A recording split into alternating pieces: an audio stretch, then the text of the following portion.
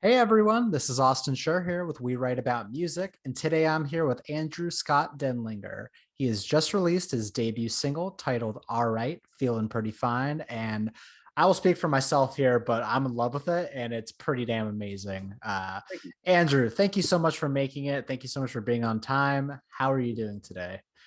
I'm doing great. I was feeling kind of crummy yesterday, but I had a cold, and but today's a new day. It's a new day. Things are bright, feeling Yep, good, right yep. back on the right track. What part of the world are you in right now? I'm from Chicago. I mean, I call it Chicago because I've kind of lived all around the city, and Sure.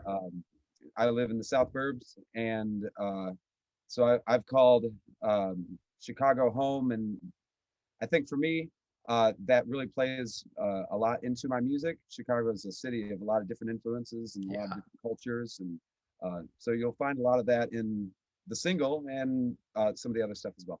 Sweet. Well, I want to spend this time obviously talking about this first single. Yep. Before we started hitting record, we were talking about your past projects. So you're no stranger to music, that's for sure.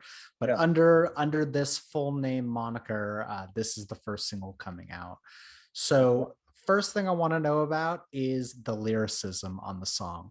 Feels like you're telling a story and you're kind of just letting the listener in on a little bit of your life. So I'd like to hear more about that. Hopefully, you can expand. Sure. Um, well, that's kind of how I write.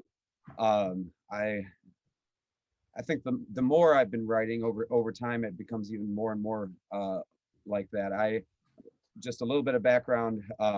Years ago, I was a singer in a hardcore band, and so the lyrics of that kind of thing are really kind of out there. I mean, it's kind of concept Sure. based, and I mean, you're not talking about your day. Um, No. but as time has gone on, and I mean, I think that's probably with increased life experiences, Mhm. uh, my music has become more and more about my own journey and my own personal story and the story of people around me. This one, all right, feeling pretty fine. Um, Man, it kind of was a perfect time for it to come and to be able to drop it. Uh, the reason it was number one, I've got a bunch of stuff that I'm hoping to release over the coming year that I'm in the studio still finalizing, and but the reason it was number one was because it had the most stuff done already. Just All kind right. of it happened that way. Nice. I But it was I appreciate the honesty. Yeah, but it was perfect because I think in this time in life, there's a lot of people who, man, we're questioning if we're feeling all right. You know what I mean? Yeah. And so this is just encouragement to myself and encouragement to other people on a base level that hey, we are going to be all right. We're going to get past this. We can work together, and so on that level, I think the meaning has kind of come out of circumstance and out of just how it was released and timing. But as far as the writing of it, that one, I mean, it's very personal. I talk about my family. I talk about my wife and my kids, and it's a song about just a person trying to do the best in life and knowing that we all make mistakes. Sometimes we don't get it right, and it's not our fault, and sometimes it is our fault. But Yeah. at the end of the day, we need to forgive ourselves. We need to know that there's forgiveness out there for us. We need to know that we're still worthy of love. I mean, there's a lot of things that people feel maybe they don't talk about, and that's what music is really great for, is because it allows us to talk about it in a safe space. Totally. And Yeah. You can do so whatever you want. It's your music. exactly. And so this one is a story of, I've had some ups and downs, but I really felt this past 10 years through a lot of different circumstances, I've gained um, a better view of myself and a better view of the world around me. And it was 2012. I ran my first race. I'm a runner now, but I would have Nice. laughed at that thought years ago. But my first race was the Chicago Marathon, and That's not a training, joke at all. not Jeez. at all, not at all. But I had been running for a while, and then I had some Okay. friends encourage me to go take that a step further. But for me, that moment in the training and being there by yourself and listening to a mixtape in your head, and it relit a fire for music. It relit a fire for what I could do. I think it opened up the potential for, sometimes you question yourself, and then you like break this plateau and you think, man, I don't know if there's a ceiling here. I think we can Mhm. just keep going. And so this song talks about how, I mean, it's at least the feeling of, there were some days where I really doubted myself. And today I feel really good. You know what? In today's world, that's kind of all you can hope for, is taking Yeah, things day by day and doing things that make you happy and doing things that excite you and even having things to look forward to in the future. right. And obviously, for so many artists, kind of sitting back and creating and putting out goodness into the world is one of the most positive feelings you can have once you get that feedback. So Yeah. I don't blame you at all. That's one of the hopes with my live shows, is that when I go into these spaces that I can just bring love into the room. Um, Exactly. I've been playing clubs with my buddy Nick for years now, and we've gone all over the country, and it's been exciting to just meet these people and to engage these people in that moment. And my hope is that we can take that moment and build off that, and see how we all grow in the process. Totally. And once shows are like back, because they're coming back. Don't get me wrong, but once They'll be back. once we're in the full swing of things, it's music like that that's just like uplifting and feel good, and like, don't worry, you're gonna feel the love in the room. I can pretty Yeah, much guarantee that. yeah. I want to talk about the production on this song though, because it is just crisp and clean and very like bright sounding. Like, Yeah. I want to know, did you have any outside help on kind of getting the final touches made, or is this all you? I mean, how do you put a song together? Well, so this is a solo project, but this Hmm. definitely, for me, music is a team effort and it's a collaborative thing. Sure. Um, I do have a really strong vision, and I've got the means now to do a lot of the stuff myself. Okay. So a lot of this is produced here in my home studio. Um, and with COVID, it was perfect Yeah. because we got a lot of time on our hands, A right? lot of downtime, let me And tell you're not you. seeing a lot of people, so I just kind of hold myself up down here and did my thing. That's awesome. But I've recorded some of the stuff outside at a different studio with my buddy Rex Carroll. He was the first person I ever recorded with back when I was 15. He's the reason I'm a lead singer. I ever was a lead singer. I remember him sitting us down in the studio, and one day he just looked at me and he said, "You need to be a lead singer." And I didn't feel confident in that at all. I think I struggled with that for a really long time, but he saw something in me. And so to be able to come back around and to be working with him on that is really cool. So we did the drums there. I've Mhm. done some pieces of some other stuff there with him, and then we're doing the final mix in his studio. So it's him and I. I've got stuff pretty much laid out by the time Sure. we get together, and then we spend a day on a tune and really just kind of have some fun with it. Love it.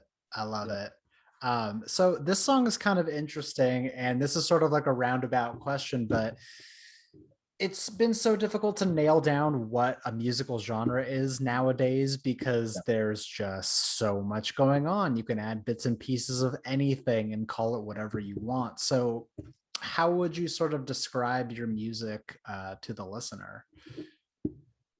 So I think the best description I've found is it's a fresh take on classic rock. Okay. Um, Okay. and by that, it classic rock. Uh, and here's another thing: during COVID, a friend of mine started letting me borrow all his old records. So I started going, and Nice. I told him I wanted to have like quarantine moments. And so he started giving me stuff I'd never heard before, and it was all like from the 60s and 70s, and these just kind of like B bands Oh or yeah. some greats that I just had never heard the stuff. What'd you get Uh, into? um, oh my goodness. Well, there's a band, Hartsfield. I don't know if it is the most uplifting song, but it gave me a great laugh. There's a song called uh, "I'm Only Sober When You're Gone." What? Okay. And I don't Cool. know. I like comedy, and Yeah, I like comedy that it just kind of like pokes fun at stuff that you wouldn't say normally, and sure. tongue in cheek song because I listened Okay. to it with my wife. She didn't think it was quite as funny as I did, but we both laughed. All right. Um, All right. so I'll check it out. so stuff like that.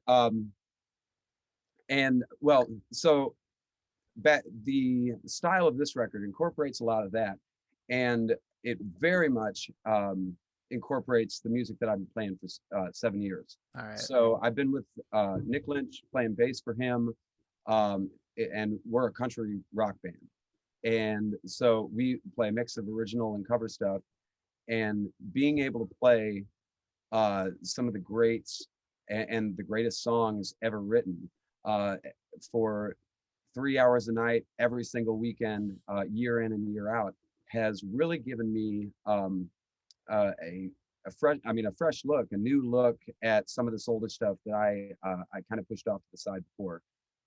Growing up, I listened to a lot of hardcore and underground punk and stuff like that.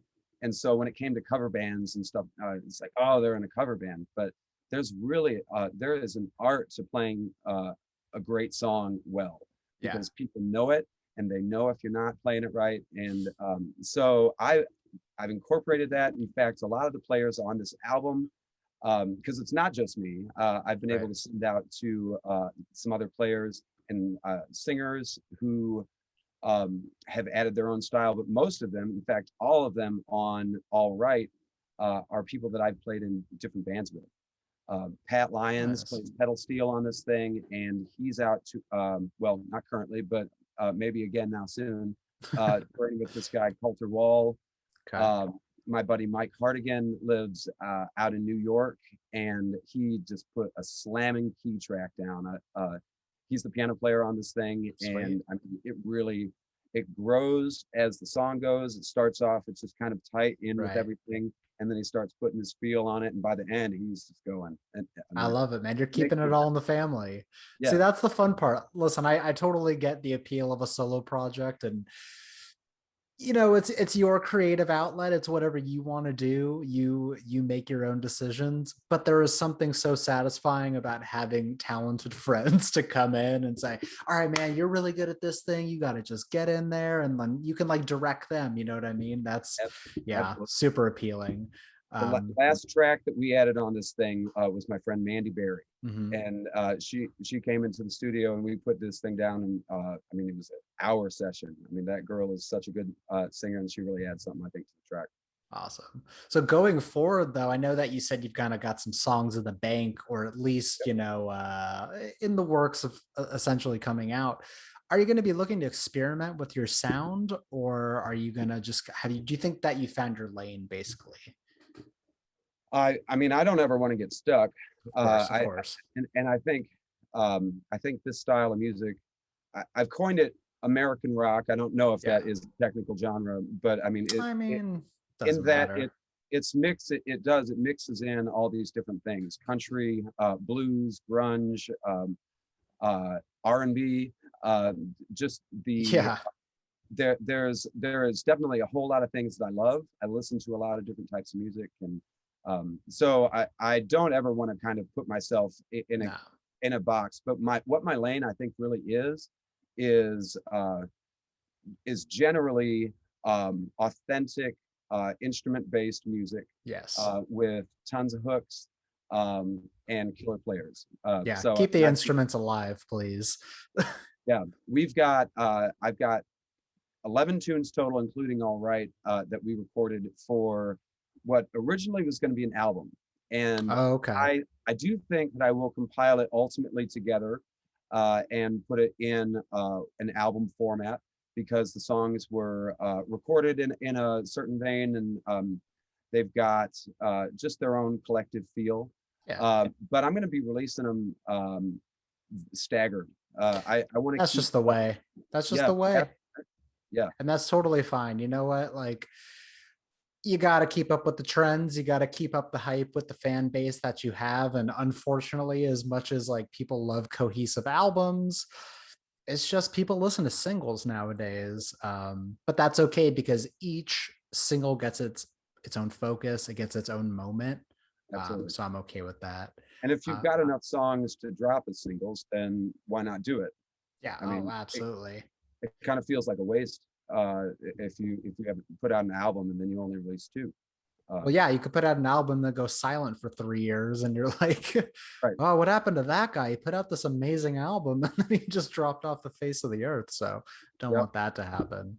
So my plan, I think I'm going to drop three to three to five next. I'd like to put out a collection of Okay, them, and then maybe stagger two of those as like two different releases before that. I guess it would be an EP drops, and then maybe a couple of them as a single, and then ultimately put the whole album together, re-release the right. stuff all as one thing, and then add a couple singles on that. There you go. Now I've Sounds got like a songs in the plan. bank that I'm already writing for the next project. Oh, that's the best. There's already tur- A there's already true tur- artist. there's more dancing. There's more dancing in the new stuff. Okay, okay. Well, yeah, man, by the time it comes out, the world will be dancing together. So I'd say it's perfect. Like, You've talked a little bit about your upbringing, at least on the musical side of like what you've been part of in the past. What I want to know from you, or who are some of like your musical inspirations that have sort of either led you to making this music or just completely separate? hmm. um, well, man, I I really It's cut my tough, I know. I cut my teeth listening to grunge. Okay. Grunge and maybe 80s metal, Metallica, Mm, Megadeth, and stuff like that. So I mean that it, I had a comment from one guy online who said he really loved the muddy guitars on All Right, and I thought for a second, wow, that I didn't really think of it that way, but I think he was hearing some of the influence in I mean, it must have been. yeah, and something that just kind of naturally Yeah, connected with them. So grunge has been was my thing, and this might have a taste of that. Definitely Dave Grohl and the Foo Fighters. His ability to play with rock and roll yeah, album to album is really a cool inspiration to me, and his drive for again authentic instrument based music. totally. Um, that then my playlist recently had a ton of the Eagles, had a ton of Bob Seger, and different guys like that.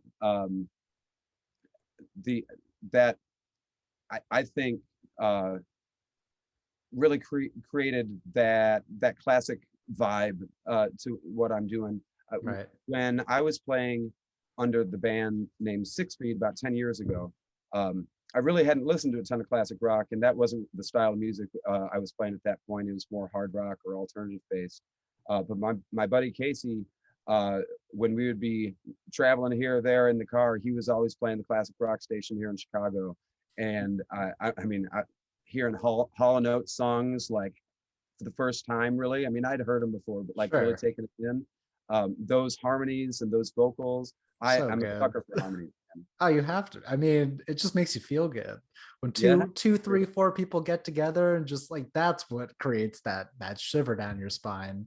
yep. If you can get that, it doesn't matter who's singing it. As much flack as the band might get, doesn't even matter. Right. Seriously. So tell me this, you've been making music for a while. Obviously, there's this creative side to you. Is there a single thing that you enjoy the most about being an artist that makes it all, worth the time for you?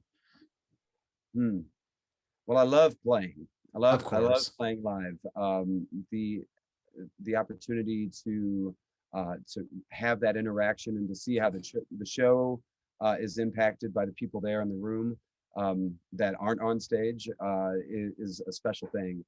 Um, and I love this, man. I guess that's the artist in me because I think I love it all. You know what? Um, Yeah, I'm not going to keep you to one answer. Honestly, like there are no rules here. You can say whatever you want. yeah, I mean, I love songwriting. Sure. I haven't done a lot of songwriting with other people, but I've been able to do more of that recently. Okay. And to have that play uh, off of somebody else's creation or what they take out of yours is really a special thing. Right. I there's a friend of mine that I just think of when we step into the room. I mean, I can give him a concept, and he can tell my story, and so if we um, when that happens, the song becomes bigger than just your story. Yeah, Like when you're able to write something that other people listen to and they hear their own journey in it, that's a powerful thing. totally. That's got to be my number one. When somebody else actually reads themselves and their own space into the song, that's my number one. I love that. I Yeah, mean, yeah, it's just the most rewarding feeling, and it has to be. yeah. So as you continue to put out these singles, is obviously there's the want to tour, but is anything on the books, or are you looking to plan something hopefully for next year? Uh, Definitely looking to book some more. Mhm. I've been pretty slow in pushing that at this point because I really want to have my pieces in place. Yeah, of I'm course. also really trying to push things out there on Spotify and to get some of these other songs out there, Right. so that we've got really something to push, so that people, when we step into a space or a new city, that they have the potential to have heard us before. Yeah. But I'm playing shows now. I've got a couple things booked. Nice. Most of the stuff I'm doing is acoustic or duo bass stuff. My drummer Sam and I are doing a drums and me on acoustic, just duo thing, Sweet. and that could turn into some trio with my bass player, Mhm. or if I got my lead player on that. So I'm starting there, really trying to perfect the show, make sure that we know what we're doing. But we're ready to go at really at any point. I mean, if I Oh, wanted to sure. start pushing now, we could do it. But things are kind of slow. I Yeah, mean, man. I'm No being patient. rush. Yeah. Work on the creative side. I get it. Yep. Yeah. So considering you have this one single out, though, what's the set list looking like? Well, I mean, it depends on the show. I'm going to be playing quite a bit of original music. Okay. Um, but if I mean, From there's a past projects or just well, whatever? I'll be playing the new stuff. I mean, Well, even yeah. before, Oh, God, right? before it's So official. Oh, okay. My I've got bad. 11 tunes there that I can play, and then Got it. there's my album that I recorded in 2009. Got it. That Okay. there's still a handful of songs that I think work Sweet. in the style and setting that we're doing right Okay. now. Okay. Because I was like, well, he's got this one song. Not gonna, Yeah. no, I'm because gonna I play mean, that yeah, also. so many people are like, I don't want to play it until it's out, or I don't want to. So, no, I'm Oh, happy that you're like, essentially road testing these songs to get feedback and see how people yep. react and see if you need to tweak anything. I definitely respect that. Better to do it now than later. Exactly. Like, oh, well, yeah, we didn't like that one. Well, I Yeah, played it in front of people, so we're good. Don't worry about yeah, right. it. And well, um, and the thing about a solo thing is I don't answer to too many people. yeah, So dude, it's if I'm arguing with the boss, well, there's another problem. yeah, you argue with yourself. There you go. Right. That's what I'm saying. That's the best part of a solo thing. You make the Yep. rules, you say what happens, and if it makes you happy, do it. Go with it. We're gonna do it. That's I right. love it. That's the best part. I've only got a few more questions for you, Sure. Andrew. This has been awesome so far. Yeah, man. Um, I want to know, we're almost at the halfway point of this year, which is just bananas. Yeah. But what are some non-musical goals that you've set for yourself for the rest of this year? Mm. Basically, how you're going to work on yourself as a person. Well, um, this summer I got a lot of plans with my family and my kids. There you go. My daughter is going into kindergarten in the fall, Oh, nice. and my youngest is going into preschool 3 mornings a week. So life is going to be a lot Woo. Yeah, coming next year, and so we're going to try and make some moments this summer before that there happens. you go. So that's a huge thing for me. Um, I've been on this health and fitness kick for a while, and it's more than just health and fitness though. Mhm. I'm trying to live balanced. I You think have to. I used to live very out of balance, and I think that just living with everything in perspective is just such a much better way to go. I mean, so it's if I was working out too much and neglecting other stuff, then I wouldn't be living right either. I want to live well, Sure. and so I spend a lot of time out on the trails. I love that, but Nice. sometimes I'm getting my workout at the park with Yeah, the kids, man. and it's you can do plenty of stuff while you're on the jungle gym with them. Yeah, man, having a kids is a workout in its own, besides Absolutely. actually focusing on exercise itself, running around chasing them. And And yeah, then I get it. I want to keep more than one tadpole in my pond this year. Okay, all right. Every past 2 seasons, we've had this pond since we moved in a couple years ago, and we always put in tadpoles, and only one sticks Mhm. around. So we got two, and Hmm. I put in six. So we'll see what we got. My goal is 4 by the end of the year. I love that, man. Those are some seriously great goals, and I was not Yeah. expecting Tadpole. Okay, my last question for you here, and it's something that I love to ask all the artists that I get to talk to, but basically, for the person that is going to discover you from this, or for the person that is going to dive into your music for the first time, what is a message that you would like to pass off to the first time listener? There is hope. Yeah. I want them to know that there's hope. I want them to know that even if they're wrestling with themselves, if they're wrestling with their circumstances, if they're wrestling with their faith, whatever the case is, we've all got something, and I hope that they know. I hope they know there's hope. I love that, man. You've convinced me.